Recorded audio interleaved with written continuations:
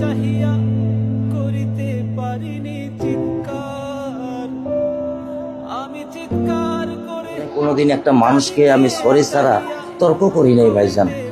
তা আমার এই 8 বছরের মাসুম একটা বাচ্চা কি অপরাধ? আমি এই কলজাটা ছাড়া আমি থাকবো কেমনি? আমার এই বাচ্চাটা আমি ঘরে ঢোকার আগে ফ্রিজের মধ্যে আমার জন্য শরবত বানায় রাখে। আমার বড় মেয়ে না, আমার ছোট মেয়ে 8 বছরের মেয়ে। বাবার শরীরের ছবি এখানে লাগায় রাখছে, বাবা তুমি আমাকে নিয়ে যাবা।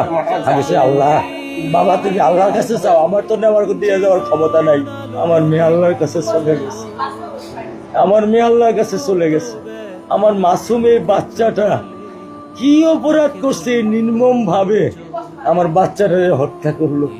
কি আমার ক্ষতি, কি আমার অন্যায়, কি আমার দোষ? আমি একটু জানতে চাই আপনাদের কাছে। আমার যদি কোনো দোষ থাকে, আমার কোনো যদি অন্যায় থাকে, প্রকাশ্যে আপনারা আমার ফাঁসি দিয়ে দেন। আমি এই বাচ্চাটা ছাড়া আমি থাকবো কেমনে? আমি কেমনে আমার এই কলজা টুকরা ছাড়া আমি থাকবো? আমার পক্ষে সম্ভব না। দিনে ও 50 থেকে 100টা কল দেয় আমারে, বাবা তুমি কখন আসবা, বাবা তুমি কখন আসবা, বাবা তুমি কখন আসবা। 8টা বছর আমি আমার বুকেরাই ঘরে ঘুম পাড়াইছি। আমি আজকে আমি কার সাথে ঘুম আসবো? আমি কি দিয়ে মনে সান্ত্বনা দিব? আমার অপরাধ কি?